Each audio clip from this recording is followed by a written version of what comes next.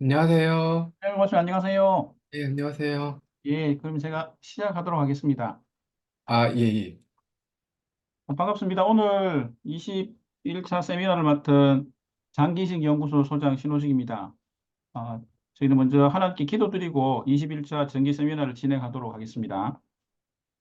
사랑이 많으시고 은혜가 풍성하신 하나님 아버지, 연구할 수 있는 자리에 저희를 세워주셔서 감사합니다. 오늘은 연구소 21차 정기 세미나를 개최합니다. 하나님과 이웃을 잘 섬기는 연구자 교수님들이 되게 하시고 장기 부전으로 힘들어하는 우리 환자들을 위해서 최선을 다해 연구하기를 기도합니다. 오늘은 유전자 가위 관련해서 공부합니다. 각자의 입술을 허락해 주셔서 잘 강의하게 하시고 각자의 귀를 허락해 주셔서 잘 이해하도록 도와주십시오.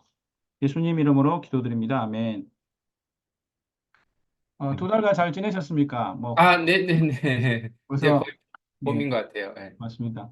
예. 참석해 주신 교수님들 감사의 말씀드립니다. 오늘 세미나를 개최하게 해서 하나님께 감사드리고 또 강의를 맡아주신 김형범 교수님, 또 참석해 주신 원내 교수님 여러 선생님들 그리고 연구관사로 수고해 주시는 문형환 교수님과 성관일 교수 감사의 말씀드립니다.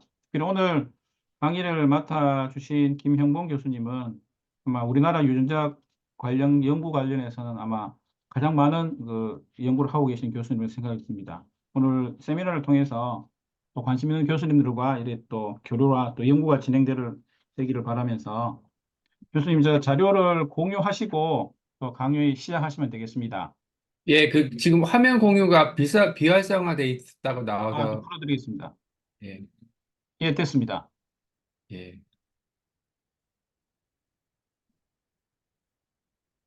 어,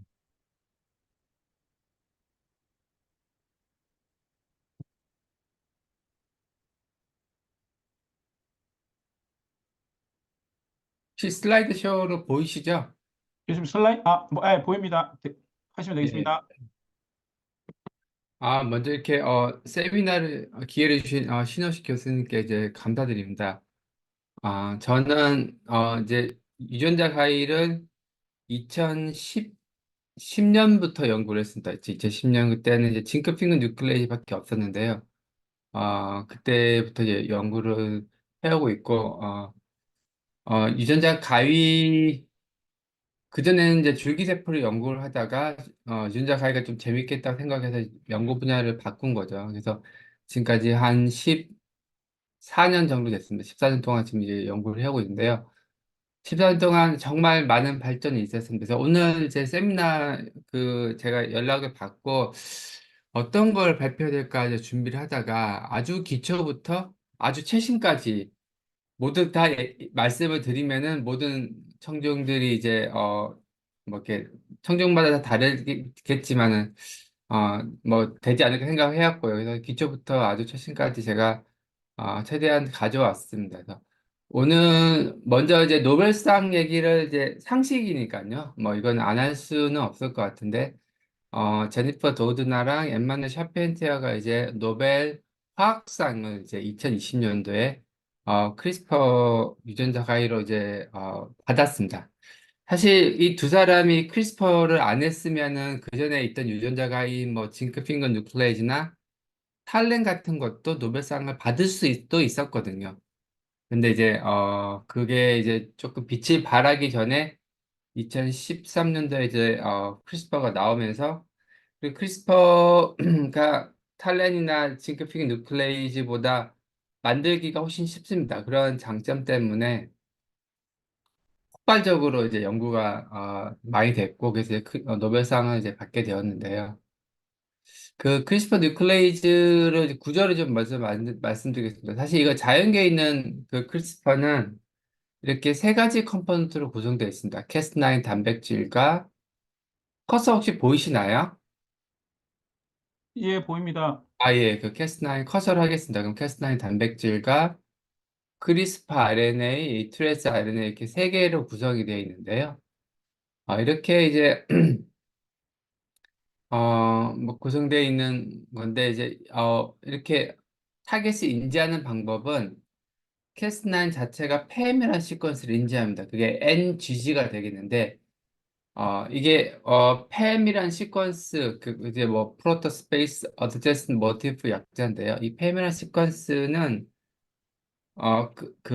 박테리아마다 다릅니다. 그러니까 뭐, 이제, 우리가 크리스퍼를 뭐, 이렇게 여러 가지 박테리아들이 갖고 있는데, 사람에는 없죠. 사실 크리스퍼라는 게. 여러 가지 박테리아를 갖고 있는데, 박테리아마다 이 팸 시퀀스가 다릅니다.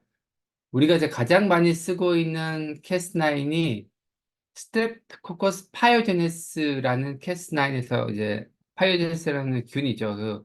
사람에서 이제 뉴모니아를 일으키는 그런 균인데요. 그 균에서 뽑은 캐스9을 쓰고 있습니다. 그거 같은 경우는 NGG가 되겠고요. 근데 이 NGG 시퀀스 꼭 있어야 되고, 그 다음에 나머지 이제 이 옐로우로 제가 표시하는 게 이제 타겟 시퀀스에서 프로토스페이스라는 시퀀스가 되겠는데, 이 프로토스페이서 시퀀스를 인지하는 게 이 가이드 시퀀스입니다. 프로토스페이스 시퀀스랑 가이드 시퀀스는 동일합니다. 1대1 매칭이 되겠고요. 근데 가이드 시퀀스는 이제 다른 점은 RNA라는 점이 다르고요.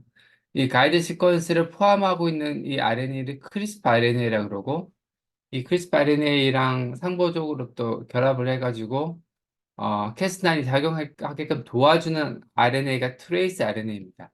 그래서 두 개의 RNA 듀플렉스라고 우리가 부르고 있는데 두 개의 RNA랑 한 개의 단백질, 프로테인으로 구성되어 있는 그런 라이보 뉴클레어 프로테인 컴플렉스까지 크리스퍼 시스템이 되겠고요.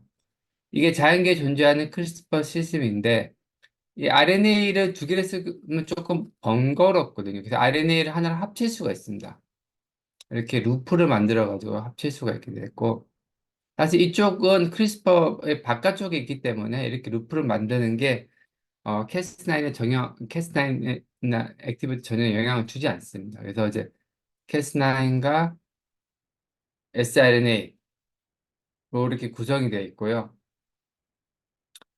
캐스9이 구성이 되어 있습니다. 그래서 이게 구성이 되어 있고, 그럼 이런 죄송합니다. 이런 구성되어 있는 이걸 가지고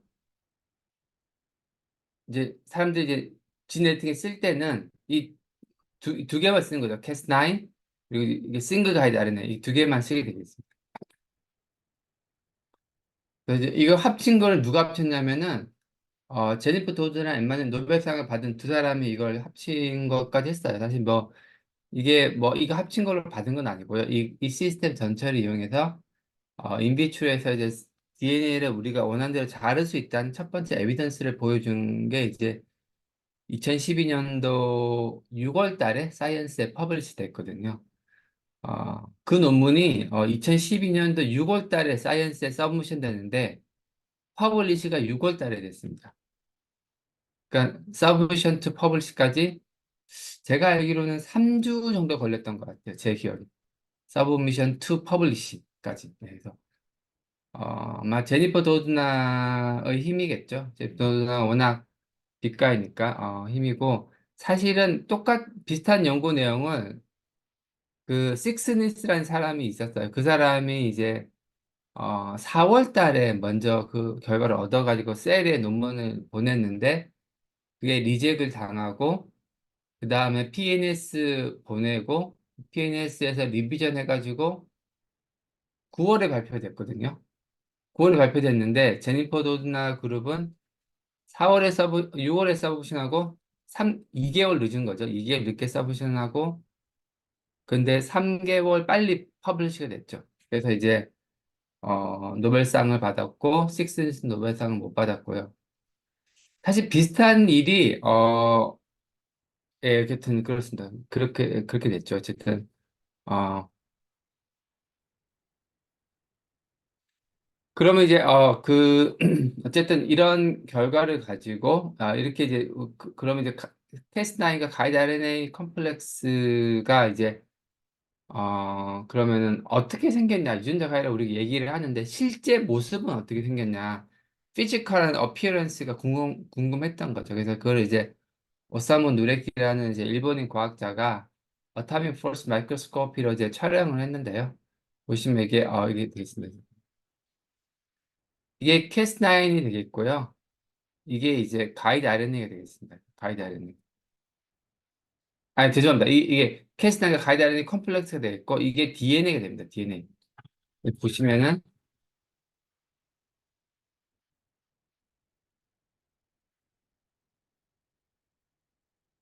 DNA 잘린 거죠.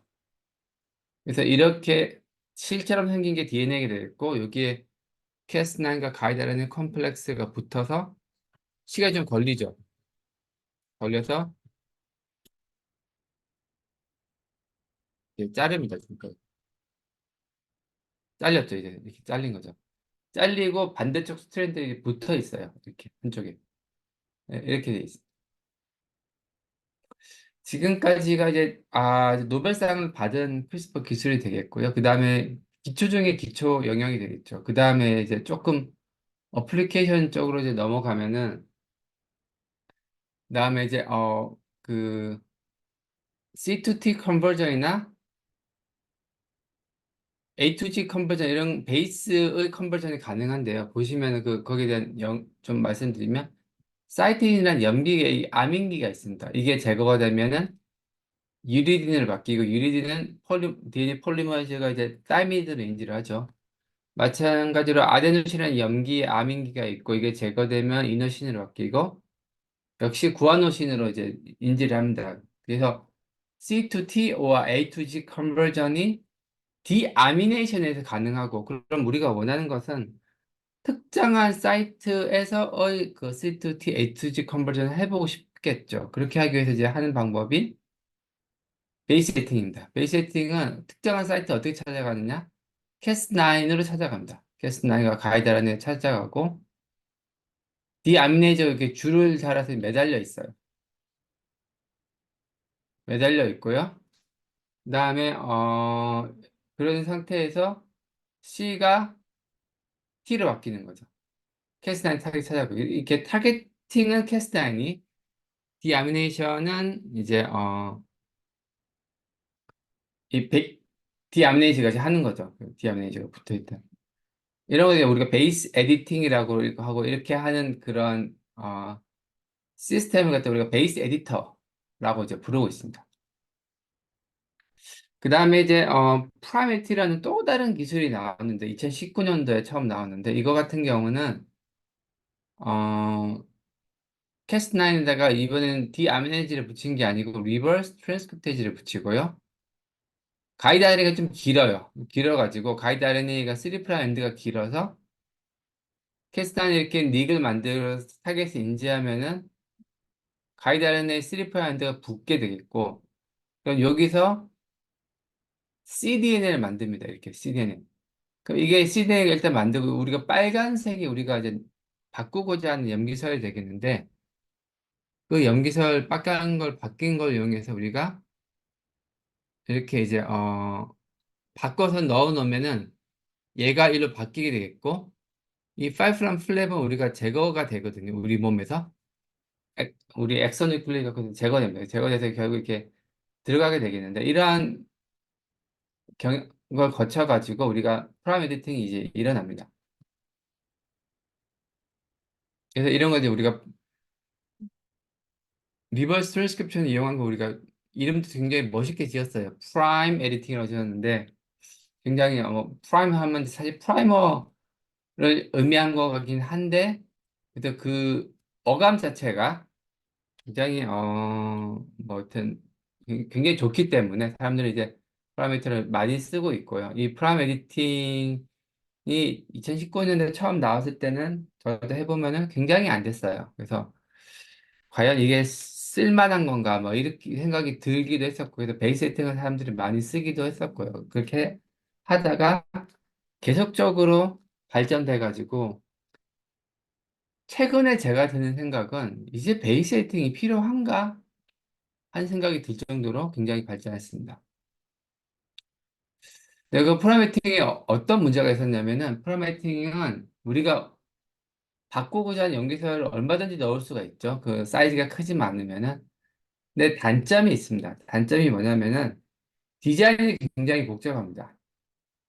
그 사실 베이스 에이터랑 캐스9 같은 경우는 타겟 시퀀스만 찾아가면 되는데 프로메이터는 타겟 시퀀스를 우리가 결정해줘야 되고 프로메 바인드 사이트 길이도 우리가 결정해줘야 되고 그다음에 리버스 RTT 템플릿 길이까지 결정해줘야 돼요. 그래서 3차원적인 구조죠. PBS, RTT, 그리고 타겟 시퀀스.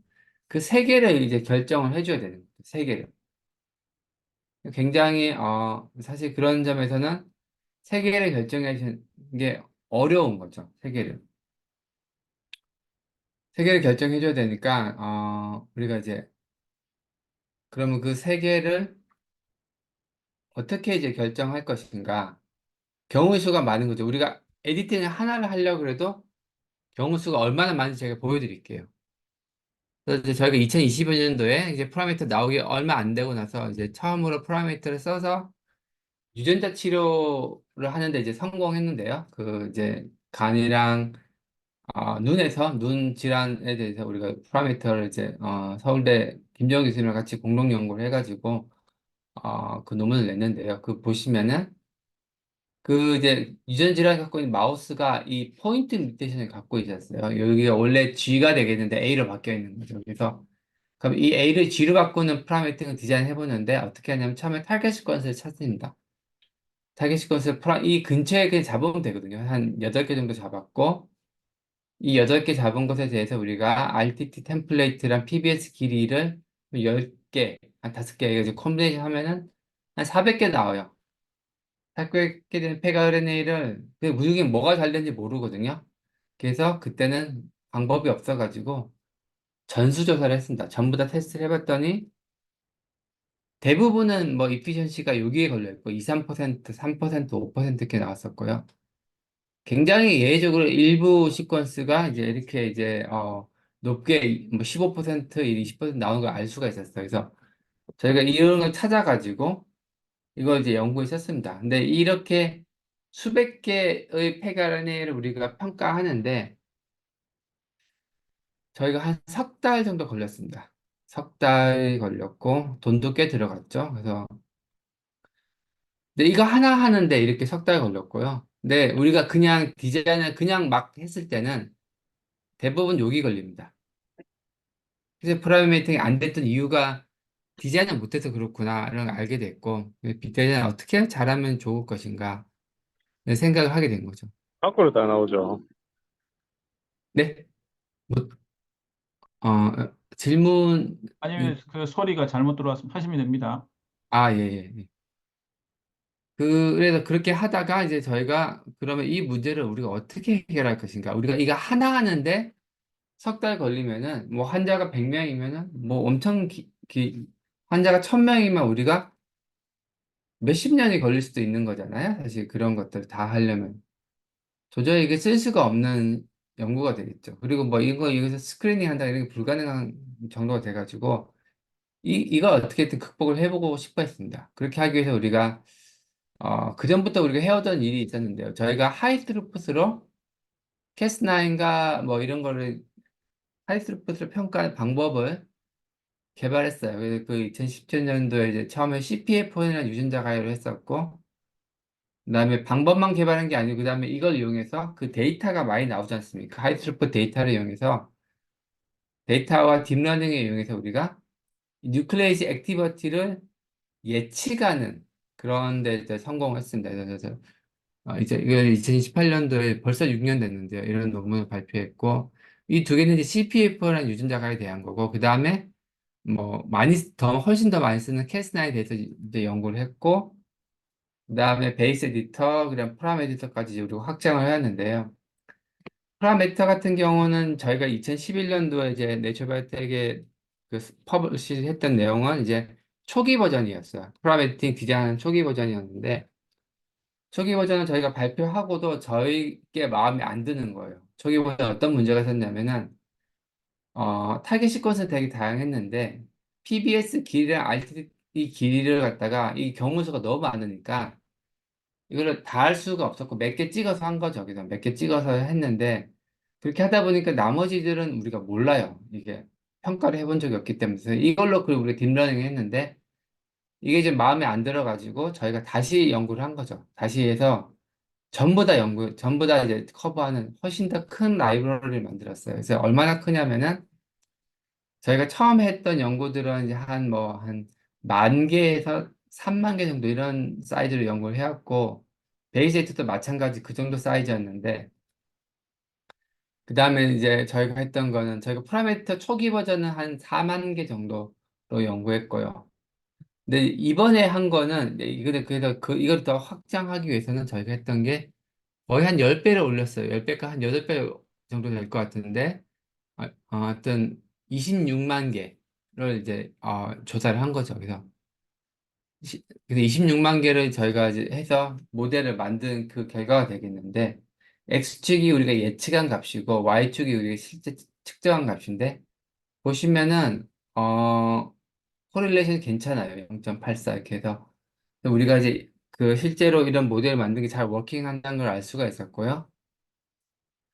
그 다음에 저희가 이제 만든 거는 어떤 거냐면 293 세포에서 파라미터 2에 대한 것만 했어요. 그래서 파라미터도 사실 종류가 다양합니다. 파라미터 뭐 2 말고 3, 4 계속 나오고 그다음에 뭐 여러 가지 종류의 파라미터가 있기 때문에 그런 것에 대해서 또 이제 학습이 안 돼 있거든요. 그래서 그런 또 여러 가지 또 셀 타입마다 또 다릅니다. 그래서 이런 걸 다 어드레스 하기 위해서 다양한 셀 타입에서 다양한 파라미터에 대해서 우리가 연구를 해가지고 이게 파인 튜닝이라 그러는데 딥러닝의 가장 큰 장점 중에 하나가 이미 이제 원천 모델을 갖고 있으면 그 이제 파인 튜닝 하기 좀 쉽습니다. 그래서 그 파인 튜닝 할 때는 데이터가 그렇게 많이는 안 필요하고 원천 학습을 할 때는 이제 데이터가 많이 필요하죠. 그래서 우리가 파인 튜닝해서 이렇게 이제 스페셜라이즈드 모델을 각각 만들었고요. 그래서 보시면은 이렇게 셀 타입이 293 세포, HT116, DLD1, 549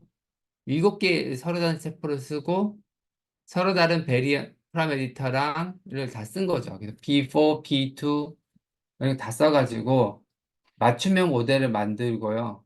이 빨간색이 좋은 건데 맞춤형 모델을 만들고 그걸 얼마나 잘 맞춘지를 봤더니 맞춤형 모델로 만든 게 제일 잘 맞추는 걸 우리가 알 수가 있었어요. 이게 제일 좋죠. 그래서 나머지 것들도 워킹 하는데 그래서 만약에 이런 세포에서 이런 걸 쓸 거면 이 맞춤형 모델을 쓰시면 되고 잘 모르겠다. 뭐 어떤 건지 모르겠다. 그러면은 그냥 유니버셜 모델을 쓰시면 돼요. 유니버셜 모델을 써도 대충은 맞거든요. 그래서 이렇게 하고 있고 그럼 얼마나 이제 성능이 올라가는지 좀 말씀드리면은 이게 이게 저희가 첫 번째 2021년도에 이제 네이처 바이오텍에 발표했던 그 내용으로 다른 그룹에서 우리가 디자인한 툴을 보고 디자인한 거가 되겠고요.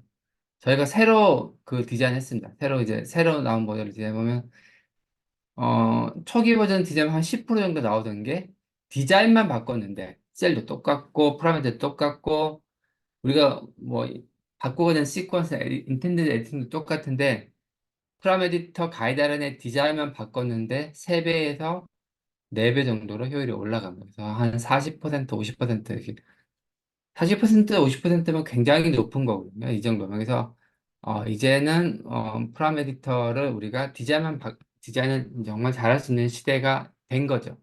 그래서, 이렇게 디자인을 잘 해가지고 뭐 어떤 연구를 하냐. 그 유전자 치료 연구를 하고 있습니다. 그래서 보시면은, 이렇게 RP65 유전자가 망가져서 생기는 우리가 레버 콘제니탈 아마이로시스, 우리가 ACL이라는 질환이 있는데요. 네, 서울대 김정은 교수랑 이제 우리가 공동 연구를 해가지고 저희가 이 유전자 가이를 파라미터로 만들었어요. 만들어서 우리가 AAB에 집어넣고 그 집어넣은 AAB를 가지고 이제 서울대 김정은 교수님 실험실에서 이제 인트라 비추얼 인젝션을 한 거죠. 눈에다가 인젝션 하면은 그럼 이제 그 잘못된 유전자가 교정되겠죠. 그래서 원래 이게 정상 마우스, 질병 마우스는 빛에 대한 반응이 없습니다. 빛을 주면은 이게 A and B 웨이브가 이렇게 생기게 되겠는데 아무 웨이브가 없죠. 다시 우리가 이제 교정을 하면은 A 웨이브, B 웨이브 생기는 것처럼 치력이 좋아지는 것을 우리가 알 수가 있었고요. 그래서 이런 걸 통해서 우리가 프라메터에 대해서 질병을 치료할 수 있다는 그런 프루브 오브 컨셉을 얻게 됐습니다. 그다음에 저희 실험실에 있던 장혜연 박사가 이제 또 이제 간질환 모델에서 뭐 똑같은 연구를 한 거죠. 프라메터를 3를 이제 어, 그 간질환 모델에 전달해가지고 이때는 이제 우리가 플라스미드를 갖다가 하이드로 단일 인젝션으로 이제 전달했습니다. 그래서 이런 식으로 해가지고 이제 간질환에서 이런 유전자를 교정했는데요. 간질환 같은 데 보시면은 저희가 데이 제로의 유전자를 교정해줬는데 신장혈관병원 4층 예, 그 CCUB 데이 제로 신장내과 카디오 유전자를 성형외과 교정해주면은 이게 이제 신장혈관병원 4층 CCUB 신장내과 카디오 성인 구급로 데이 제로 유전자를 교정해주면은 이 빨간색이 교정해준 건데 교정을 해줘도 체중이 줄어듭니다. 사실 이 타이로시네미아 질병의 가장 큰 특징 중에 하나가 사인 중에 하나가 바디웨이트 감소거든요. 그래서 바디웨이트이 보통 마우스는 교정 안 해주면 이렇게 가다가 죽어버립니다.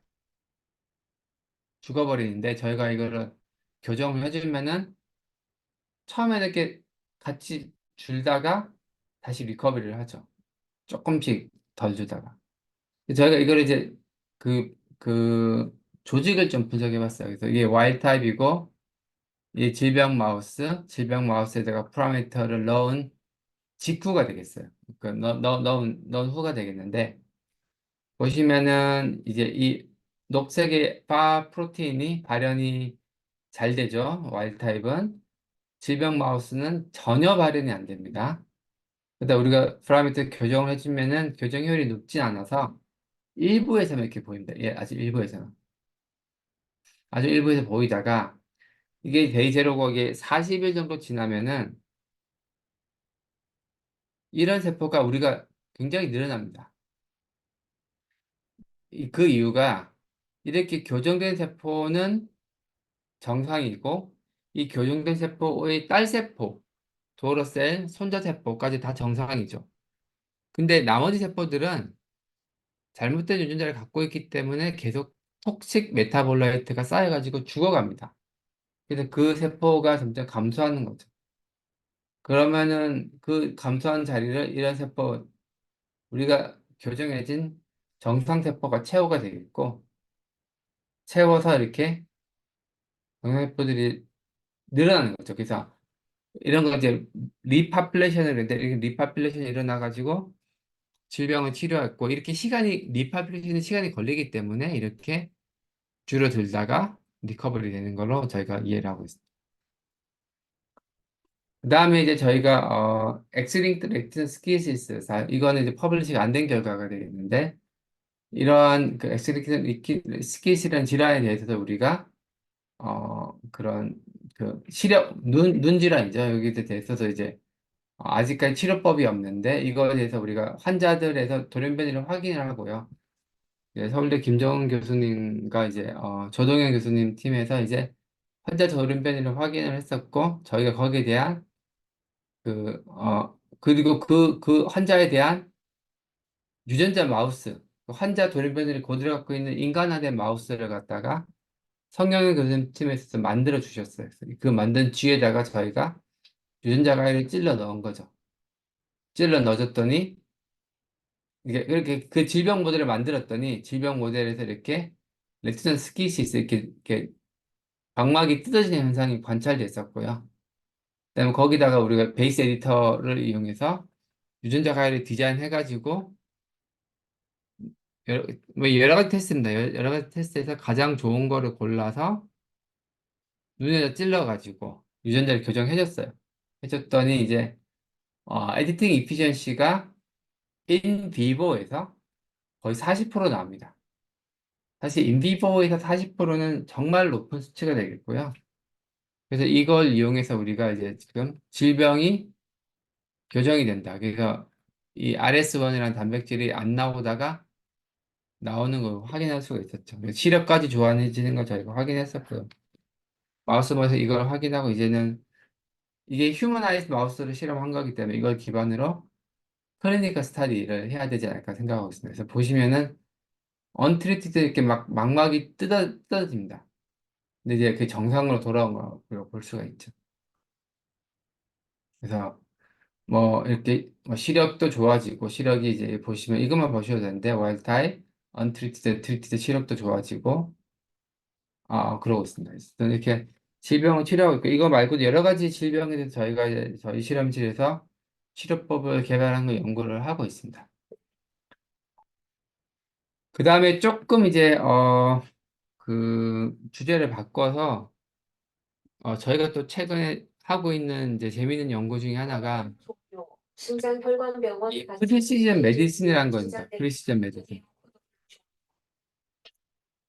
프리시전 메디슨 같은 경우는 2015년도에 버락 오바마가 이제 프리시전 메디슨을 이제 예산을 투입하겠다고 어나운스를 했죠. 그리고 지금 9년이 되었습니다. 9년. 2015년 1월 달에 어나운스 했는데 9년이 됐습니다. 아직까지 프리시전 메디슨 제대로 안 되고 있어요. 제가 볼 때는. 9년이 됐는데. 오바마가 이렇게 DNA 모형 갖다 놓고 멋있게 발표했는데 아직까지도 안 되고 있죠. 그래서 보면은 뭐 클린바라는 그런 데이터베이스에 들어가 보면은 50%가 VUS예요. 베리언트들. 그러니까 우리가 그 베리언트 기능을 모른다. 그런 거 variant of uncertain significance라고 하는데 우리가 프리시전 메디슨 하기 위해서 환자의 시퀀싱을 해도 해독이 안 됩니다. 해독이. 절반 정도는 해독이 되는데 절반은 해독이 안 되는 거죠. 이렇게 해도 안 되는 거 대부분은 이제 우리가 이제 포인트 뮤테이션이 되겠고 이런 포인트 뮤테이션이 특히 이제 문제가 되는 게 캔서예요. 캔서에서 보시면 캔서에서 캔서 갖고 있는 뮤테이션의 거의 한 8, 90%가 이제 캔서마다 다 다른데 이렇게 뮤테이션 포인트 싱글 베이스 페어 서브스티튜션 포인트 뮤테이션. 좀 더 이제 우리가 내려 다운 해가지고 런 캔서에 우리 집중을 하고 런 캔서가 여러 가지 뮤테이션이 있는데 그중에 EGFR에 좀 관심을 가져보죠. EGFR의 돌연변이는 런 캔서 환자에서 우리나라 같이 아시안 컨트리에서는 50%가 EGFR 뮤테이션 갖고 있어요. 서구에서는 이제 코케시아는 한 10 내지 15%밖에 안 되는데요. 그 어떤 뮤테이션이 있냐면은 이건 아시아이든 코케시아이든 둘 다 엑선 19의 캐노니컬 엑선 19의 인프레임 딜리션이거나 혹은 엑선 21의 L858R 서브스티튜션입니다. 이런 것들이 있는데 근데 이제 이런 돌연변이를 갖고 있으면은 운이 좋게도 약이 있어요. 타이로신 카이네이즈 인히비터라는 거 약을 쓰면 되고 그 약을 쓰면은 정말 드라마틱하게 런 캔서가 좋아집니다. 근데 그게 처리하면은 시간이 계속 지나면은 거기 내성이 생겨요. 그래서 이 뭐 오스모팀이라는 약을 쳐도 보시면은 한 2년 지나면은 거의 한 50%, 한 60% 이상은 다시 디지즈가 이제 프로그레션 하거든요.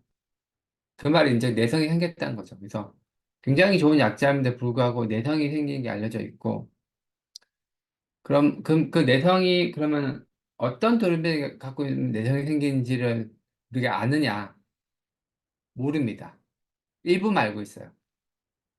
우리가 이제 타이러스 카이네이즈 도메인의 돌연변이 생길 건 알고 있는데 그럼 타이러스 카이네이즈 도메인 중에서 어떤 돌연변이가 생기는 걸 이렇게 생각을 해볼 수 있죠. 생각을 해보면은 보시면 이제 18번에서 24번까지 코딩 시퀀스 길이가 2600 아까 870 베이스 페어가 되겠고 여기서 생길 수 있는 포인트 뮤테이션 서브스티튜션 생각해보면 870 곱하기 3을 하면 되겠죠.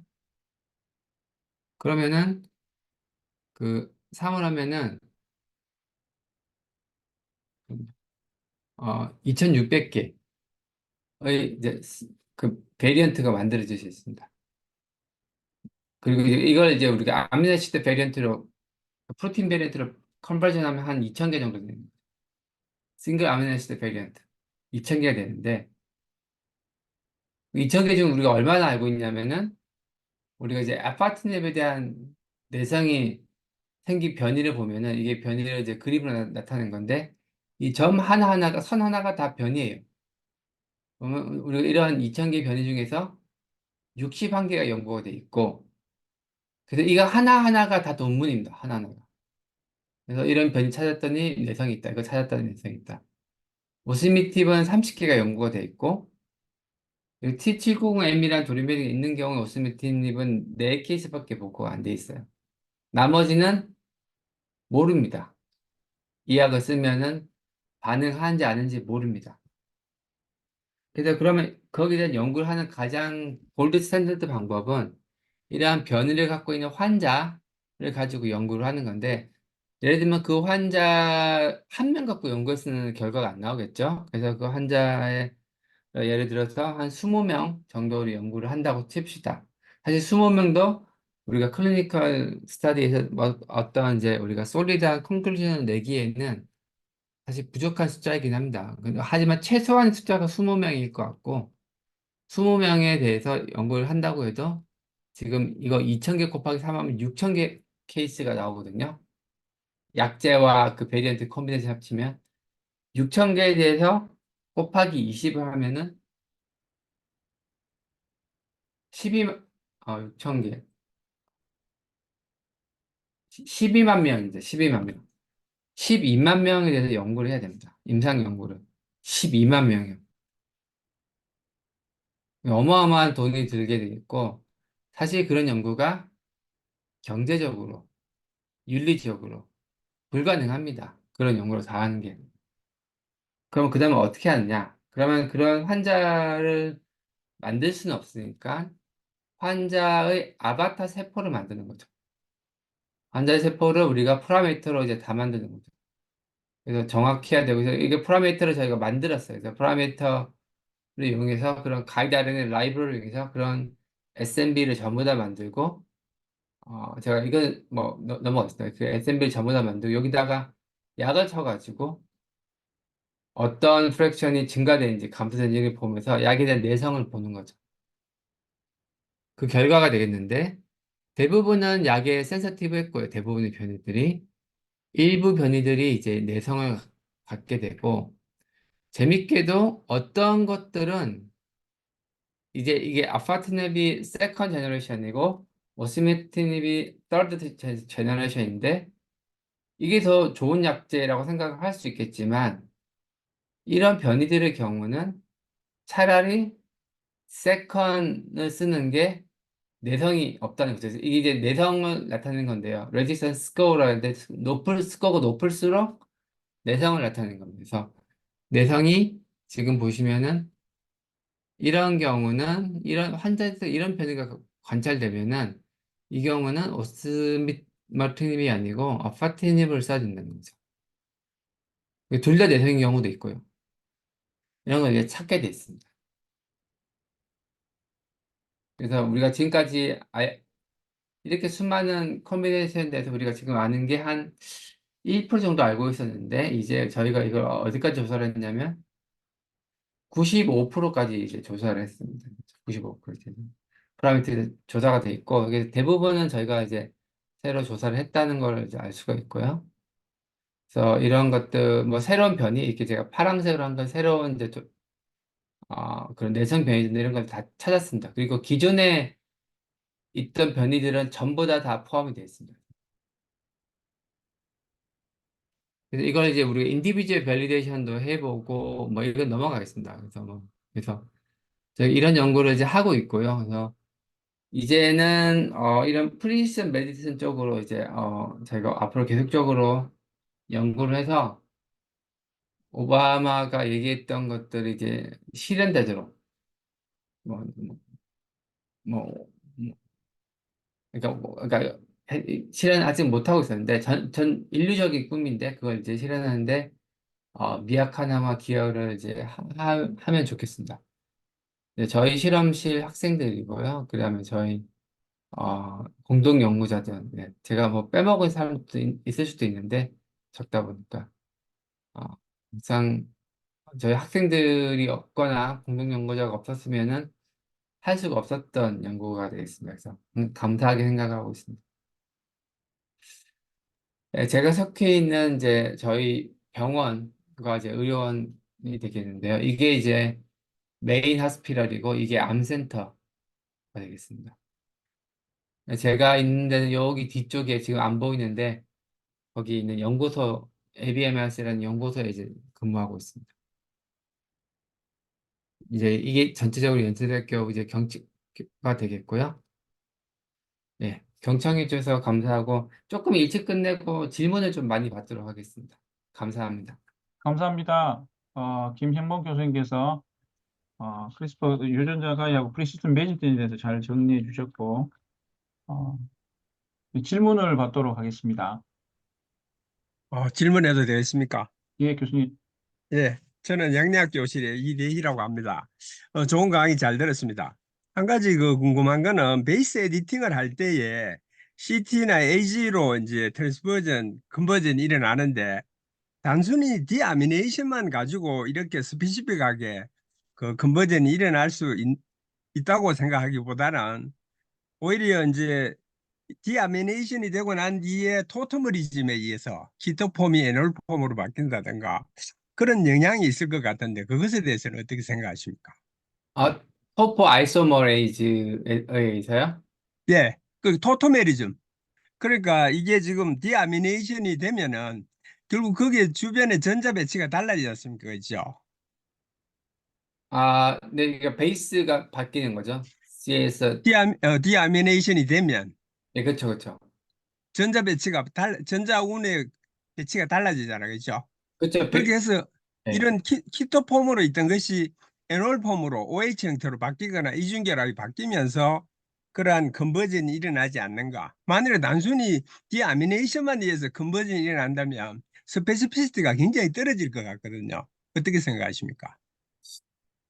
아, 예, 사실 디아미네이션이 일어나면은 C가 U로 바뀌는 거기는 하고, 되는데 예.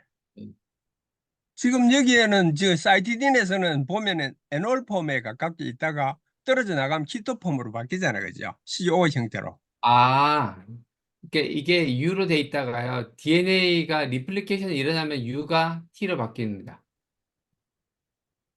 DNA 폴리머레이즈는 근데 리플리케이션이 안 일어나면은 그리고 DNA 리페어도 안 일어나면 이 상태로 있으면 U로 존재하겠죠, 여기. 네. 지금 단순히 디아미네이션만 되어서 이렇게 바뀐다고 보는 거는 굉장히 좀 정확한 스페시피시티가 많이 떨어지고 기존에 대해서 상당히 좀 문제가 리번 버든den시가 있는 것 같거든요. 그렇지 않습니까? 아, 되게 중요한 포인트를 지적해 주신 건데 사실 제가 그 토프 아이소모레이즈에 대해서는 제가 지식이 아니 얕아가지고 토파 이소머리즘이 아니라 토토머리즘, 키토폼과 이놀폼의 변화, 전자 배치의 변화. 아, 사실 베이스 세팅이 이제 2017년도, 16년도, 17, 18년도에 나왔고 지금 거의 7년이 돼 가는데요. 근데 제가 아는 범위 내에서는 그런 퍼스펙티브가 아직 보시는 분은 없었긴 했거든요. 근데, 사실 잘 모르겠습니다. 그런 전자 변화 이런 것 쪽은 사실 제가, 뭐, 학부 전공이 의대다 보니까 아무래도 그렇게 바이오 케미스트리에 대해서는 저도 지식이 많지는 않은데, 근데 어쨌든 이 분야에서 논의하기로는 아직까지는 디아미네이션만으로 그렇게 모두가 변한다고 생각을 해오고 있긴 한데요. 예. 제 생각은 여기에 알킬레이션이 되면 예를 들어서 뭐 구한일의 7번에 알킬레이션이 되면 그게 키토폼에서 에놀폼으로 바뀌면서 보통은 이 베이스가 키토폼으로 다 존재하거든요. 그런데 이제 알킬레이션이 되면 전자 배치가 바뀌어서 에놀폼으로 바뀌면서 이런 트랜스퍼전이 실제로 이제 키모세라피라면 많이 일어나거든요. 네, 예. 잘 아, 알았습니다. 예. 예, 예, 하여튼, 네. 예. 예. 제가 아직 더 공부해 보겠습니다. 아직 제가 이 참 모르는 부분에서. 예. 네, 감사합니다. 혹시 또 다음 교수님들 질문 부탁드립니다. 네, 혹시 안녕하세요. 네, 저 잘 들었습니다. 분자생물학 면역학 교실의 배성진이라고 하는데요. 예, 예. 배성진 교수님부터 먼저 하시죠. 네. 네, 아까 그 메소드를 활용하시는 데 있어서 간 같은 경우에는 플라스미드를 활용하셨다고 그랬고, 망막 같은 경우에는 AAB 활용하셨다고 그랬는데요.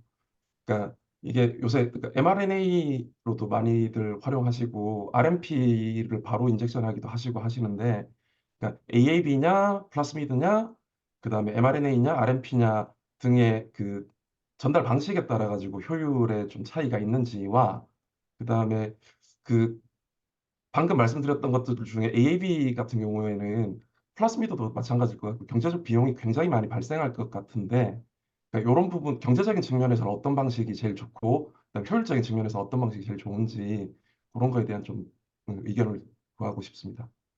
네, 아주 중요한 질문을 해주셨는데요.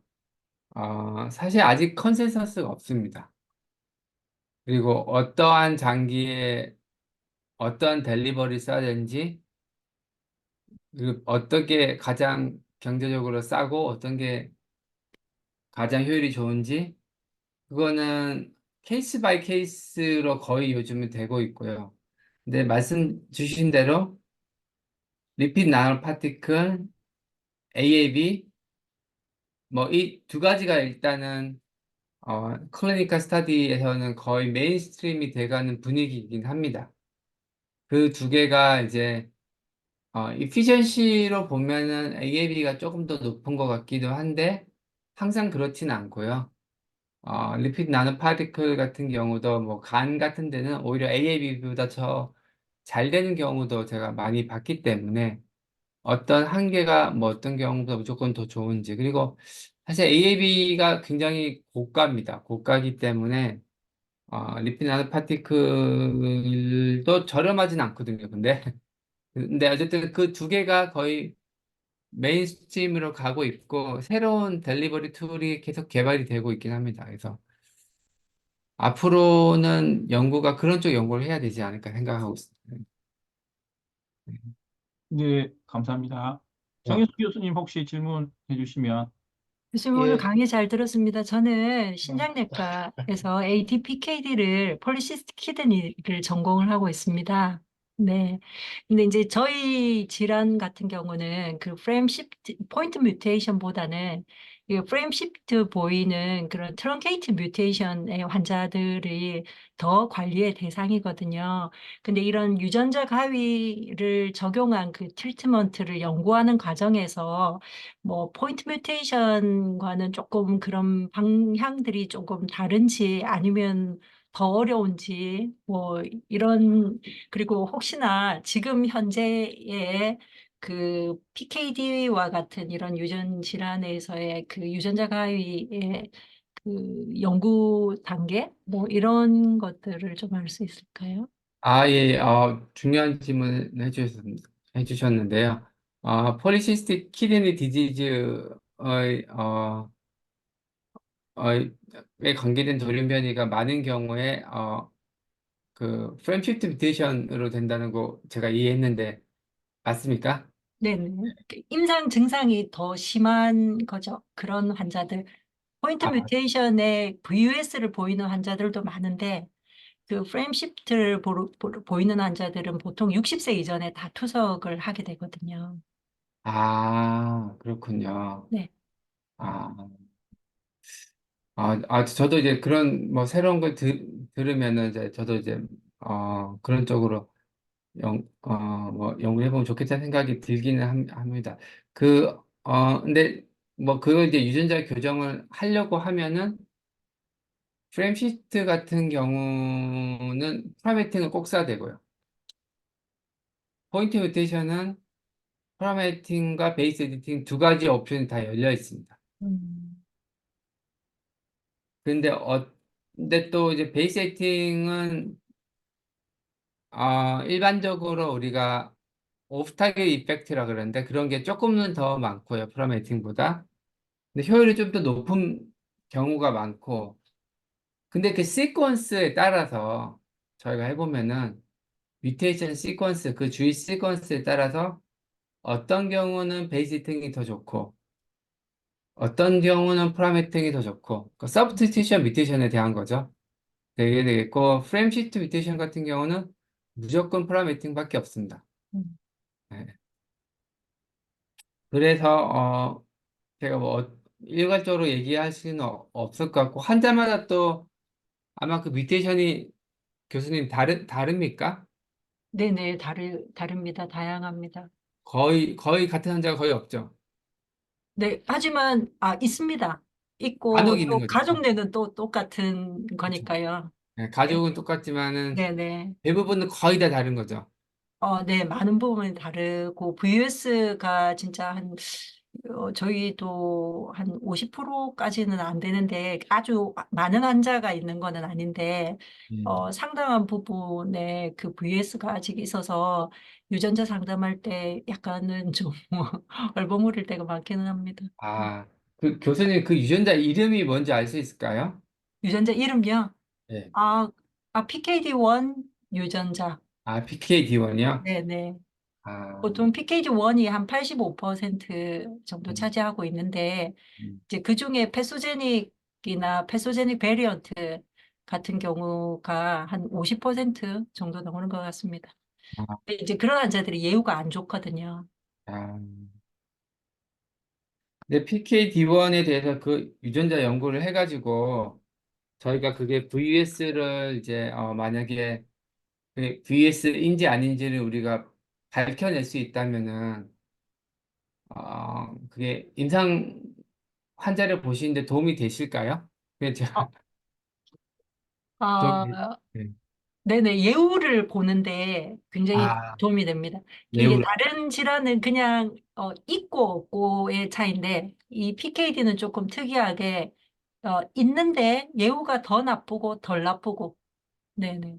아마도 그 사실 베리언트라고 하더라도 저희가 조사를 해보면은 100% 펑셔널 로스가 일어나는 베리언트가 있고요. 근데 프레임 시프트 뮤테이션 같은 경우는 거의 100% 펑셔널 로스가 일어나는 걸로 저희는 생각을 하고 있습니다. 대부분 경우. 그래서 아마 그렇게 시비어한 피노타입이 나오는 걸로 되고 있고 그 미스센스 뮤테이션 같은 경우는 그 100%는 아닌 경우가 많이 있더라고요. 되게 그레이 존에 있는 경우도 있더라고요. 이게 그리고 미스센스는 많은 경우에는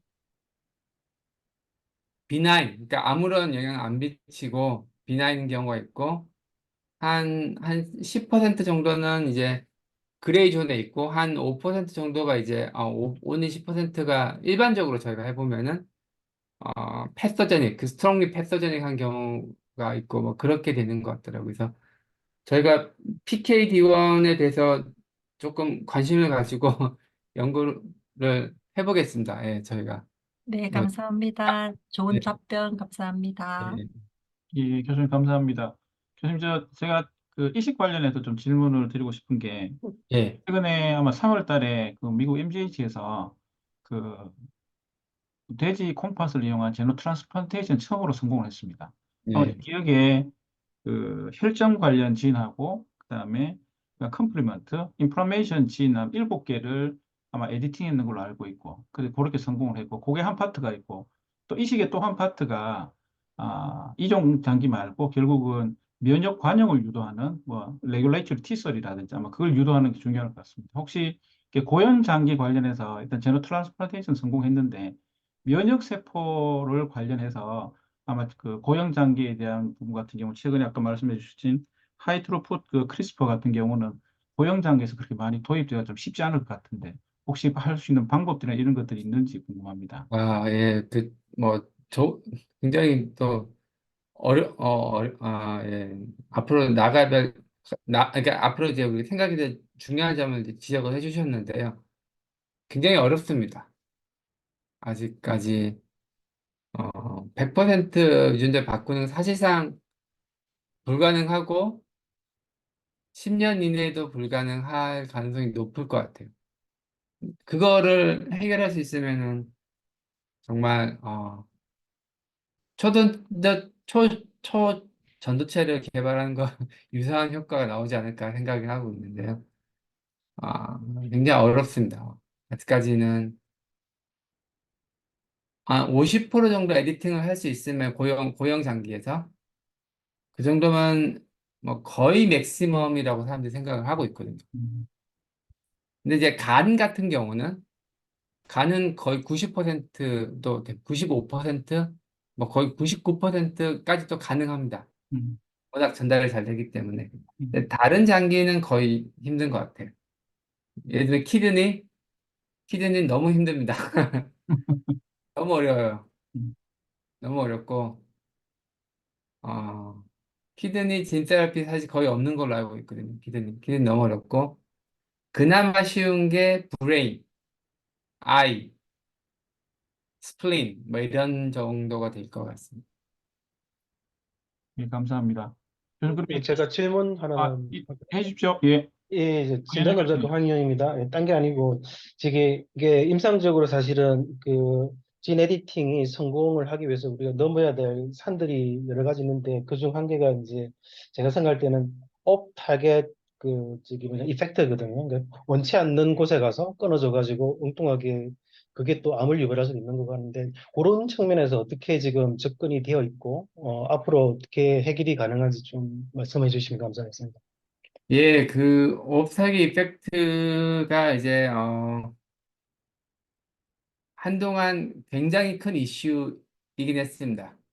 특히 이제 2012년부터 한 거의 2020년까지는 굉장히 큰 이슈였고, 사람들이 이제 거기에 대해 걱정을 많이 하긴 했는데요. 걱정을 많이 한 덕분에 어떤 이제 결과가 나왔냐면은 오프 타겟에 우리가 예측하는 방법이 개발되어 있고요. 그다음에 오프 타겟을 측정할 수 있게 됐습니다. 세포에서 측정을 정확하게, 거의 정확하게 100%는 아니지만 측정을 할 수가 있게 측정이 되니까 예측한 걸로 그 측정한 걸로 디자인을 통해서 오프 타겟을 피할 수 있는 방법까지 개발되어 있거든요. 그래서 오프 타겟이 뭐 교수님 말씀 주신 대로 가장 큰 위험 요소는 캔서가 되는 겁니다. 실제로 우리가 뭐 PO13이나 뭐 APC나 이런 유전자를 잘못 건드려서 거기를 바꾸면은 캔서가 될 확률이 있는데 그 확률이 얼마가 되느냐? 그거는 디자인하기 따라 다릅니다. 가이드라인 디자인 잘하면은 그 확률을 굉장히 낮출 수 있게 되겠고요. 그럼 얼마나 낮추느냐? 확률이 아무리 그렇게 낮춰도 0은 안 되거든요. 0은 안 됩니다. 확률이 얼마나 낮냐면은 우리가 로도스 CT를 찍는 거 정도로 낮으면 할 수 있지 않을까 생각하고 있는데 사실 제가 볼 때는 그거보다 더 낮은 것 같아요. 지금 이제 갖고 있는 그는 디자인하기 따라 다르고 하긴 합니다만 어, 이미 이제 오프 타겟을 예측하고 피해 가시는 방법들이 있기 때문에 요즘에는 그렇게 큰 이슈를 삼지 않고요. 특히 이제 그 오프 타겟 파라미터 같은 오프 타겟 이펙트 자체가 거의 없습니다.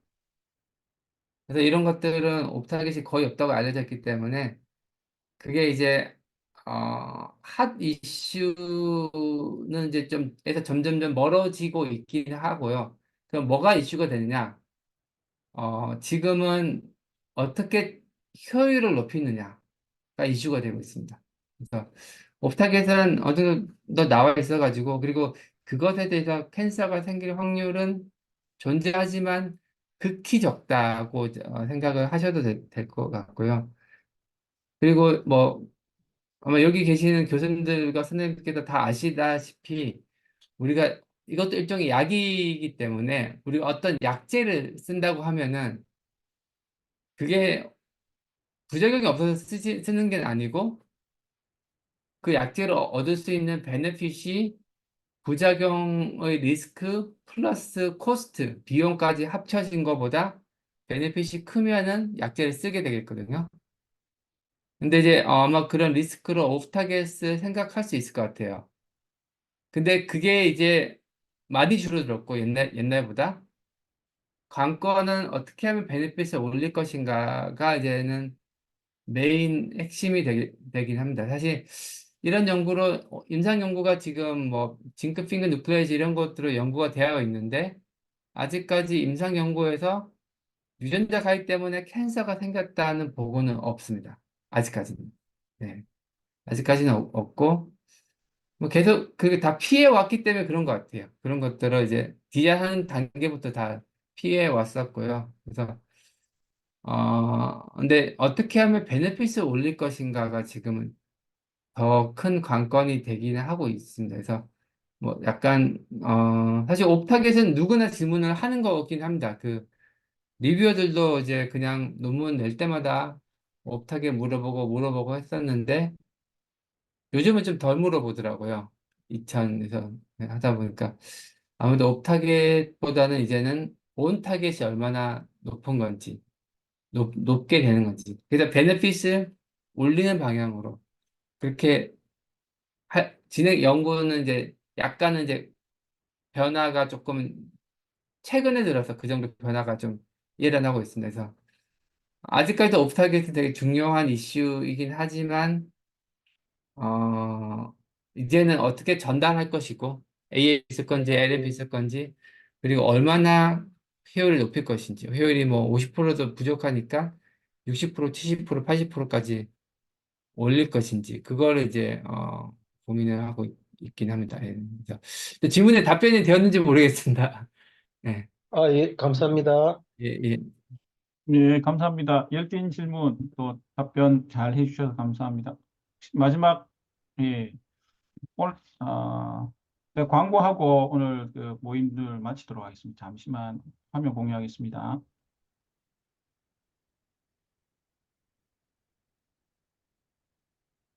네, 화면 보이시는지요? 예, 바뀌었을 생각합니다.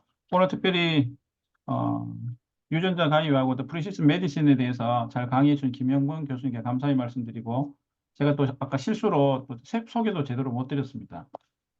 연세의대 졸업하셔 그 외에도 아마 진 관련해서 연수하시고 많은 연구 업적을 가진 교수님이셔서 향후에 우리 의대 교수님들하고 이렇게 연구 관련해서 아까 또 ADPKD도 나왔었는데 좋은 또 연구 관계들이 계속 이어졌으면 좋겠습니다. 22차 세미나 광고 드리겠습니다. 6월 7일에 성균관의대 삼성서울병원 이식외과 유진수 교수를 모시고 이식 관련 AI 어플리케이션에 대해서 강의를 준비하고 있습니다. 최근에 젊은 주니어 스텝이신데 이식 관련해서 AI 적용들을 아주 많이 하고 계신 교수님이시고 문영환 교수님께서 섭외를 해주셨습니다. 감사드리고 오늘 강의해 주신 김형봉 교수님과 또 참석해 준 여러 교수님과 선생님들 감사의 말씀드리고 또 2달간 잘 지내시고 또 약간 늦긴 하지만 6월 초에 뵙도록 하겠습니다. 감사합니다. 네, 네, 감사합니다. 수고하셨습니다. 고맙습니다. 고맙습니다. 감사합니다. 감사합니다. 수고하셨습니다.